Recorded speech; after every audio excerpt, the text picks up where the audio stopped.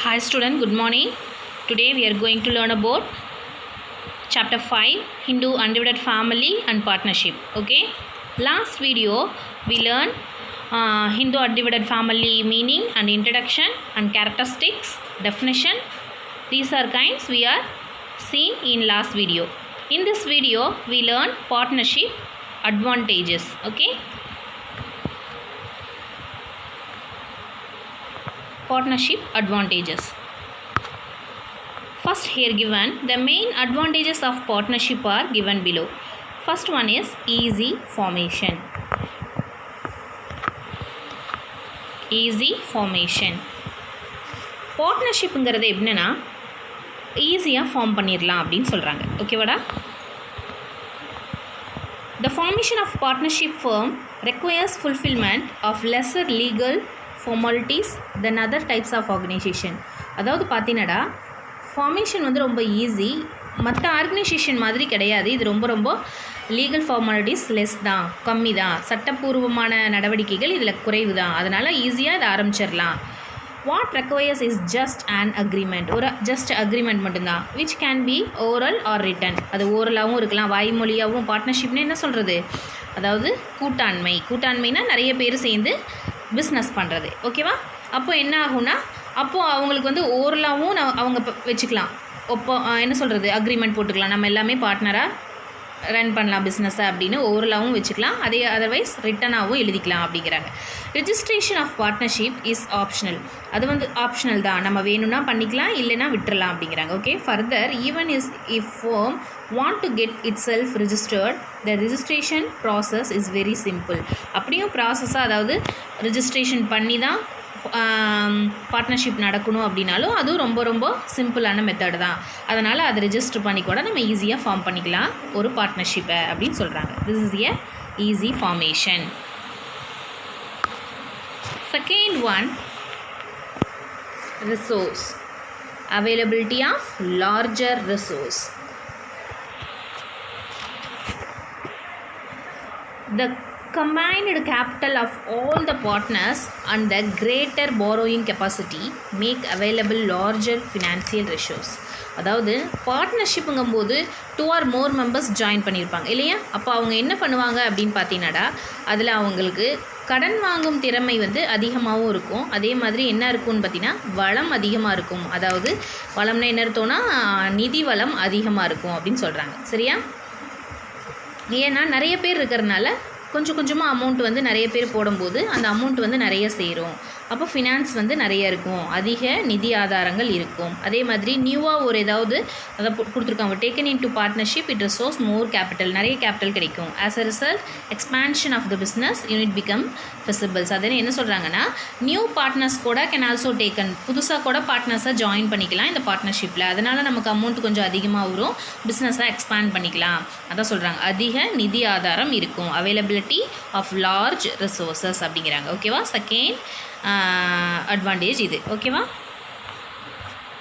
Next third one, benefit of consultation. Benefit of consultation, that means 2 heads are better than 1. Wise decision can be possible when the issues and subject matters are thoroughly discussed. There is no place for hasty decisions. Okay, here given என்ன சொல்லியிருக்காங்கன்னு பார்த்தீங்கன்னாடா, benefit of consultation. இப்போ ஒரு பார்ட்னர்ஷிப்புங்கும்போது நிறைய பேர் இருப்பாங்க, ஒரு 2-3 பேர் சேர்ந்து தான் பார்ட்னர்ஷிப்பை வச்சுக்க முடியும். அப்போது சோல் ப்ரொப்ரைட்டர்ஷிப்பில் நம்ம என்ன பார்த்தோம் அப்படின்னா, அவனே எல்லா டெசிஷனும் எடுப்பான். ஓகேவா? அதனால் அவனுக்கு வந்து ஹாஸ்டி டிசிஷன், விரைவான முடிவு ஆபத்தை விளைவிக்கும்னு பார்த்தோம் இல்லையா? ஆனால் இதில் அப்படி கிடையாது. கன்சல்டேஷன் பண்ணி என்ன பண்ணுவாங்கன்னா, நான் 2-3 பேர் இருக்கும்போது அவங்கக்கிட்ட என்ன பண்ணுவாங்க, டிஸ்கஸ் பண்ணி அந்த டெசிஷனை எடுப்பாங்க. அப்போ என்ன ஆகும்னு பார்த்தீங்கன்னா, அங்கே வந்து 2 heads are better than 1னா என்ன இருக்கும், இப்போ 2 என்ன சொல்கிறது, சிறந்த முடிவுகள் எடுக்கப்படும் அப்படிங்கிறாங்க. சரியா? ஒரு தலைமை, அதாவது சோல் ப்ரொப்ரைட்டர்ஷிப் விட இது நல்லா டிஸ்கஸ் பண்ணி நல்லா விவாதித்து பிறகு வந்து முடிவெடுப்பாங்களாம். சரியா?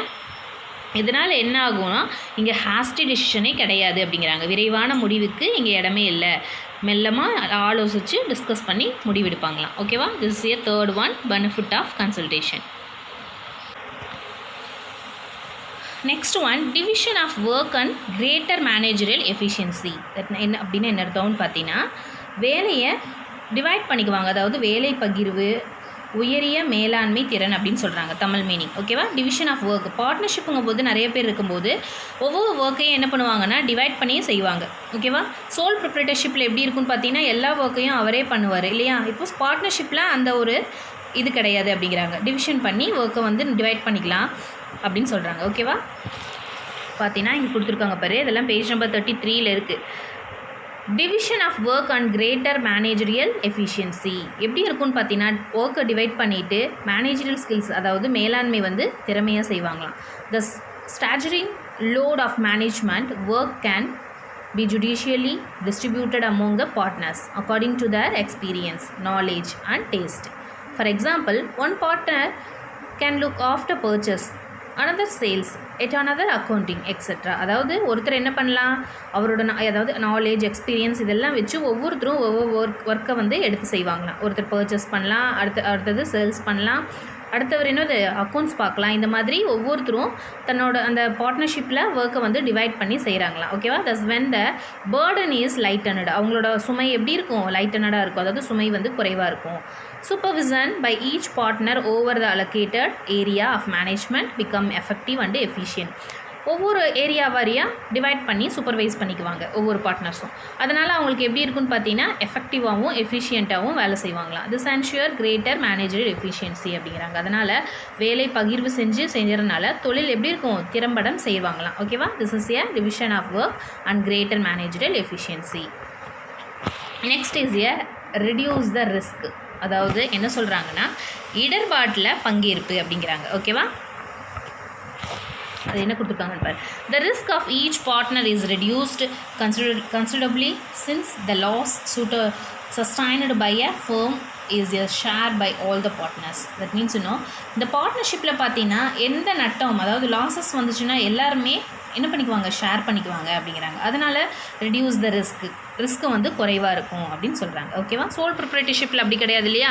எல்லா ரிஸ்க்குமே அவன் தனியால் வணிகம் அப்படின்னா அவன் தான் எல்லாமே இன்வெஸ்ட் பண்ணி பண்ணுறான், ரிஸ்க்கையும் அவன் மட்டும்தான் ஏற்கணும். ஆனால் பார்ட்னர்ஷிப்பில் அப்படி கிடையாது. 1 or more மெம்பர்ஸ் இருக்கிறனால அவங்களோட லாஸஸையும் ஷேர் பண்ணிக்குவாங்க, ப்ராஃபிட் வந்தாலும் ஷேர் பண்ணிக்குவாங்க. அப்போ அவங்களுக்கு எப்படி இருக்குன்னா ரிஸ்க் வந்து ரெடியூஸ் ஆகும் அப்படிங்கிறாங்க. ஓகேவா? This is a 5th one. Next unlimited liability, வரையறா பொறுப்பு அப்படின்னு சொல்கிறாங்க. ஓகேவா?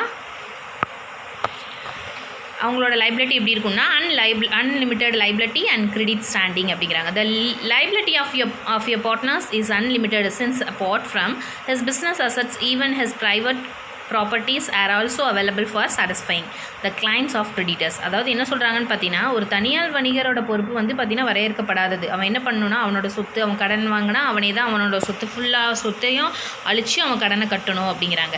ஆனால் அதர்வைஸ் பார்ட்னர்ஷிப்பில் அப்படி கிடையாது. அப்போ எல்லா பார்ட்னர்ஸும் சேர்ந்து கொஞ்சம் அமௌண்ட்டை வந்து கிரெடிட்டர்ஸ்க்கு, அதாவது கடன் வாங்கினவங்களுக்கு கொடுக்கும்போது அந்த பேர்டன் வந்து கம்மி. Hence creditors maybe give more loans. அதாவது அவங்களுக்கு என்ன கிடைக்கும்னா கடனால் கடன் கொடுக்குறவங்க மறுபடியும் கொடுக்கறதுக்கு முன் வருவாங்க. இவங்க கரெக்டாக பார்ட்னர்ஸ் வந்து கரெக்டாக கடனை கட்டிடுறாங்க, அதனால் நம்ம கொடுக்கறதுக்காக முன் வருவாங்க. ஓகேவா? Loans because they cannot get back the loan from of the personal properties of sole traders என்ன பண்ணால் அவனோட எல்லா சொத்தையும் அவனே கொடுக்கணும், விற்று கட்டணும் அப்படிங்கிறாங்க. ஆனால் அப்படி பார்ட்னர்ஷிப்பில் அப்படி கிடையாது. என்ன பண்ணலாம், பார்ட்னர்ஷிப்பில் எல்லாருமே கடன் கட்டுறனால லோன் கொடுக்குறவனும் பார்ட்னர்ஷிப்பை நம்பி லோன் வந்து நிறைய கொடுக்க முன் வருவாங்களாம். The high credit rating help sole trader to borrow more funds from suppliers and banks. அதனால் என்ன ஆகும்னு பார்த்தீங்கன்னா சோல் ப்ரொப்ரைட்டர்ஷிப்பில், அதாவது தனியார் வணிகம் என்ன பண்ணுவான்னு பார்த்தீங்கன்னா நிறைய பேங்க்ஸ்லாம் கடன் வாங்குவான் அப்படிங்கிறாங்க. ஓகேவா? ஆனால் இவங்க அப்படி கிடையாது. என்ன பண்ணுவாங்க, பார்ட்னர்ஸ் வந்து எல்லாருமே ஒற்றுமையாக இருந்து கடன் கட்டுறதுனால இவங்களுக்கு லோன் கொடுக்க அவங்களே முன் வருவாங்களாம். ஓகேவா? This is the unliability credit standing, கடனோட தகுதி இருக்கும் அப்படின்னு சொல்கிறாங்க. ஓகேவா? Next one safeguard of the minority interest.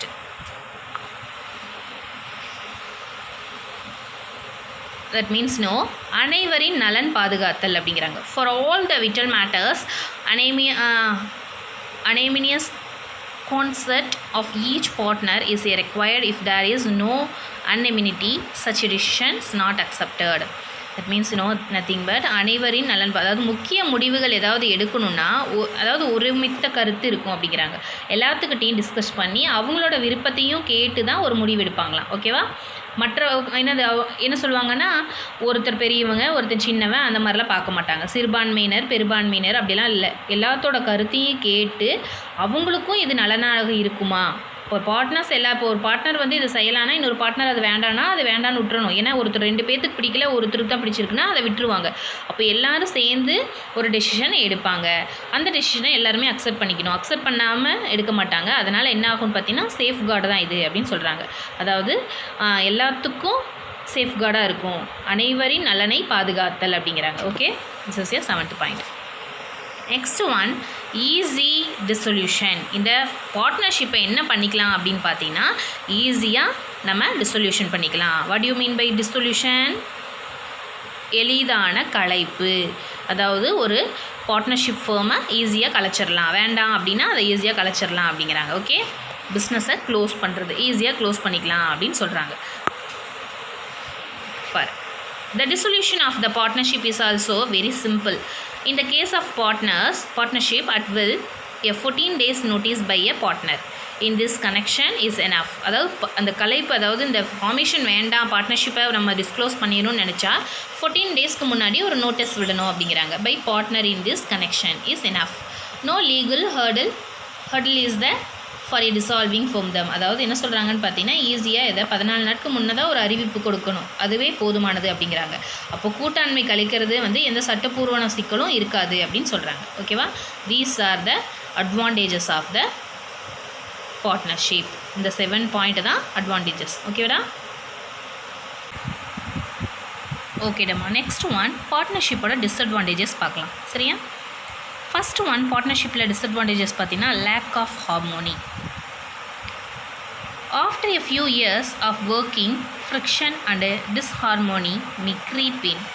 Each partners with one another in dishonest dealing. This mutual conflict and lack of team spirit pave the way for the dissolution of the firm. என்ன சொல்ல வராங்கன்னா, lakh of harmony. ஹார்மோனினா இணக்கமின்மை அப்படின்னு அர்த்தம். ஓகேவா? பார்ட்னர்ஷிப்பில் நம்ம advantages எல்லாம் பார்த்தோம். ஆனால் இதில் டிஸ்அட்வான்டேஜில் ஃபஸ்ட்டு ஒன் என்ன கொடுத்துருக்காங்கன்னு பார்த்தீங்கன்னா, பார்ட்னர்ஷிப்பில் மெம்பர்ஸ்க்கு என்ன ஆகும்னு பார்த்தீங்கன்னா ஃப்ரிக்ஷன்னா கருத்து வேறுபாடு ஏற்படும் அப்படிங்கிறாங்க. அதே மாதிரி ஒரு இணக்கம் இல்லாமல் அவங்களோட டிஸ்ஹானஸ்ட் டீலிங் எல்லாம் நடப்படும். ஒருத்தர் செய்கிறது இன்னொருத்தருக்கு பிடிக்காமல் போகலாம். அதனால் ஸ்ப்ரிட் ஏற்படும், அதாவது பிளவு ஏற்படலாம். அதாவது என்னது, அவங்களுக்குள்ள ஒரு ஒரு நல்ல ஒரு மியூச்சுவல் அண்டர்ஸ்டாண்ட் இல்லாதனால அவங்களுக்கு என்ன ஆகலான்னு பார்த்தீங்கன்னா ஒரு சலுப்பு சங்கடங்கள் வரலாம் அப்படிங்கிறாங்க. ஓகேவா? அந்த மாதிரி வந்தால் என்ன ஆகும் அப்படின்னு பார்த்தீங்கன்னா, இந்த பார்ட்னர்ஷிப் டீலிங்கையே வந்து டிசொல்யூஷன் பண்ண வேண்டியது வரும். உறவில் வந்து விரிசல் ஏற்பட்டுச்சுன்னா, இணக்கம் இல்லாத சூழல் ஏற்பட்டுச்சுன்னா என்ன பண்ணும், கருத்து வேறுபாடு, மோதல், கசப்பான மோதல்கள் இந்த மாதிரி ஏதாவது இருந்துச்சுன்னா இணக்கமின்மை, அதாவது ஹார்மோனி அப்படிங்கிறாங்க. லேக் ஆஃப் ஹார்மோனி, அவங்களுக்கு விருப்பமே இல்லாமல் அதுக்குள்ளே இருக்கிறதுக்கு சண்டை வந்து என்ன ஆயிரும், டிசொல்யூஷன் ஆயிரும், அதுக்கு வாய்ப்பு இருக்குது அப்படிங்கிறாங்க. This is a lack of harmony. கருத்து வேறுபாடு ஏற்பட்டு அவங்களுக்குள்ளே ஸ்ப்ரிட் ஆயிடுவாங்க. ஓகேவா? அதை தான் இதை சொல்கிறாங்க. ஓகேவா? ஒருத்தருக்கு ஒருத்தர் வந்து டிஸ்ஹானஸ்ட்டாக இருந்தாங்கன்னா அதனால் டிசொல்யூஷன் ஏற்பட வாய்ப்பு இருக்குது. ஃபஸ்ட்டு ஒன்னே lack of harmony. This is a lack of harmony. ஒருத்தருக்கு ஒருத்தர் என்னது சண்டை போட்டு அவங்களோட டிசிஷன் இவனுக்கும் இவனோட டிசிஷன் அவனுக்கும் பிடிக்காமல் போய் அப்போ என்ன ஆகும், கூடிய சீக்கிரம் டிசொல்யூஷனுக்கு வந்துடும் அப்படின்னு சொல்கிறாங்க. Second point, absence of legal status and instability. அதாவது என்னென்னு பார்த்தீங்கன்னா, the partnership firm has no separate legal existence. It's inseparable from the partner composing it. As a result is a terminable on the death or insolvency of partner. அதாவது என்ன ஆகும்னு பார்த்தீங்கன்னா, இது வந்து லீகலான ஒரு சட்டப்பூர்வமான அங்கீகாரம் இல்லாததால் இது என்ன ஆகும்னு பார்த்தீங்கன்னா, ஏன்னா நம்ம வேணும்னா ரிஜிஸ்ட்ரேஷன் பண்ணிக்கலாம். தேவையில்லைன்னா நம்ம பண்ண தேவையில்லை. நம்ம வந்து ஒரு நம்பிக்கையின் பேரில் பார்ட்னர்ஷிப் நடத்தலாம் அப்படின்னு பார்த்தோம் இல்லையா? அப்போது வந்து என்ன ஆகும்னு பார்த்தீங்கன்னா, இது லீகல் ஸ்டேட்டஸ் இல்லாதனால அவங்களுக்குள்ளே என்ன ஆகலாம், சம்படிஸ் டெத், யாராவது இறந்துட்டாலோ அது வந்து இன்சால்வன்சினா நொடிப்பு நிலை. பிஸ்னஸ் ரொம்ப டல்லாக போனாலும் என்ன ஆகும், என்னடா இப்படி போகுது அப்படின்னு சீக்கிரமாகவே பார்ட்னர்ஸ் வந்து டிசால்யூஷனுக்கு கொண்டு வந்துடுவாங்க அப்படிங்கிறாங்க. அப்போ என்ன ஆகும்னா, ஆப்சன்ஸ் ஆஃப் லீகல் ஸ்டேட்டஸ், அதை லாஃபுல்லாக இல்லாதனால இது சீக்கிரமாகவே முடிவுக்கு வரலாம் அப்படின்னு சொல்கிறாங்க. Second point, this one. Third one is limited resources.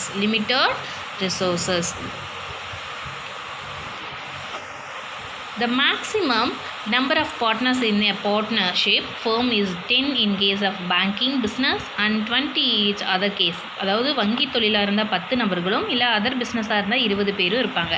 In actual practice அப்படின்னு சொல்லியிருக்காங்க. ஆனால் ஆக்சுவலாக ப்ராக்டிக்கலாக பார்த்தா அவ்வளோ பேப்பர்லாம் வந்து என்ன இருக்க முடியாது, ஜாயின் பண்ண மாட்டாங்க. The number of will be well below this maximum because of need for ensuring harmonious working. In view of this, only limited resources are available. Modern large-scale enterprises which require huge capital outlay cannot be started. அதாவது நம்ம ஃபார்மலாக இருக்கிறது வந்து 10 members வந்து பேங்கிங்க்கும், otherwise business ஏதாவது செய்யணும்னா 20 members வந்து join பண்ணி செய்யலான்னு பார்த்தோம். ஆனால் ஆக்சுவல் ப்ராக்டிக்கலாக பார்த்தீங்கன்னா அவ்வளோ மெம்பர்ஸ் எல்லாம் வந்து என்ன பண்ண மாட்டாங்க, ஒரு ஹார்மோனியாக, அதாவது என்ன சொல்கிறது, ஒரு இணக்கமாகவும் இருக்க மாட்டாங்க, இணக்கமான உறவோ அல்லது வேலையோ செய்ய மாட்டாங்க அப்படிங்கிறாங்க. அதர்வைஸ் இன்னும் லார்ஜ் ஸ்கேல் என்டர்பிரைசஸ், பெரிய நிறுவனங்கள் மாதிரி நம்மளால் என்ன பண்ண முடியாதுன்னு பார்த்தீங்கன்னா, கேபிட்டல் வந்து இருக்காது, முதலீடு வந்து அதிகமாக இருக்காது இதில். அதாவது நம்ம நினச்சிக்கிறோம் இப்போ பார்ட்னர்ஷிப்னால் நிறைய அமௌண்ட் வரும் அப்படின்னு, ஆனால் அப்போ தான் அத்தனை பேரும் ஒற்றுமையாக இதில் செயல்பட முடியாது. அப்போ என்ன ஆகும்னு பார்த்தீங்கன்னா, அவ்வளோ கேபிட்டலை வந்து என்ன பண்ண முடியாது, திரட்ட முடியாது அப்படின்னு சொல்கிறாங்க. ஓகேவா? லிமிட்டட் கேபிட்டல்ஸ் தான் இருக்கும் அப்படிங்கிறாங்க. Okay, next limited risk taking. Okay, in view of a danger of unlimited liability, the partners tend to be over cautious. So normally they do not want to assume risk starting new ventures. That means என்ன சொல்கிறாங்கன்னு பார்த்தீங்கன்னா, risk வந்து என்ன பண்ணுறாங்க, அதாவது வரையறுக்கப்பட்ட ஒரு இடர் ஏற்பு அப்படின்னு சொல்கிறாங்க. அப்படின்னா என்ன அர்த்தம்னு பார்த்தீங்கன்னா, ரிஸ்க் அதிகமாக இருக்கும் அப்படின்னு ரொம்ப எச்சரிக்கையாக அவங்க இருக்கிறாங்க அப்படிங்கிறாங்க. ஓகேவா? அப்போ வந்து என்னது, ரொம்ப எச்சரிக்கையாக இருக்கும்போது, இப்போ பார்ட்னர்ஷிப்புங்கும்போது லாஸஸ் வந்து நிறைய அமௌண்ட்டோ அல்லது நிறைய பேர் சேர்ந்து போடும்போது ரிஸ்க் வந்து பெரிய லெவலில் தான் வரும். அப்போ அதை வந்து அவங்க என்ன பண்ணிட்டாங்கன்னா, ரொம்ப எச்சரிக்கையாக இருக்கிறனால நிறைய பேர் இதை வந்து ஸ்டார்ட் பண்ணவே முன் வர மாட்டாங்க அப்படிங்கிறாங்க. ஓகேவா? இந்த தொழிலை துவங்கவே விரும்புவதே இல்லை அப்படின்னு சொல்கிறாங்க. பார்ட்னர்ஷிப்பே வேண்டாம், அவாய்ட் பண்ணிக்கலாம் அப்படிங்கிற மாதிரி திங்கிங் இருக்குங்கிறாங்க. அதான் லிமிட்டட் டேக்கிங் ரிஸ்க் நம்ம தான் வந்து என்ன பண்ணணும், சுமையை நம்ம தான் அதிகமாக சுமக்கணும் அப்படிங்கிற காரணத்தினாலேயே இந்த பார்ட்னர்ஷிப்பை வந்து யாரும் அதிகமாக துவங்கிறதுக்கு முன் வரதில்லை அப்படின்னு சொல்கிறாங்க. This is the limited risk taking, fourth one. Next risk of implied authority, உட்கிடை ஆணையுரிமையின் அபாயம் அப்படின்னு சொல்கிறாங்க. That means every partner can bind the firm of his other partners by his act. Therefore, all other partners become liable to greater extent because of the flow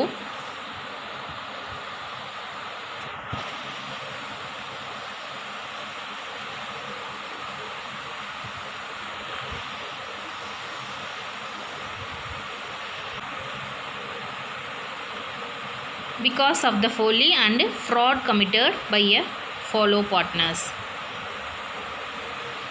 that means உட்கிடை ஆணையுரிமையின் அபாயம், அதாவது ஒரு கூட்டாளி, ஒரு பார்ட்னர் வந்து தன்னோட நடவடிக்கை மூலமாக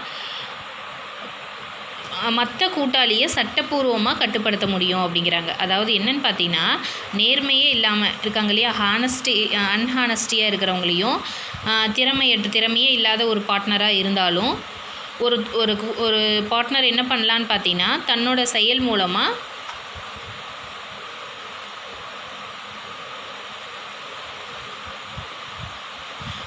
ஒருத்தன் வந்து டிஸ்ஹானஸ்டியாக இருந்தால் கூட அவன் மூலமாக என்ன பண்ணலாம் அப்படின்னு பார்த்தீங்கன்னா, அவனுக்கு வந்து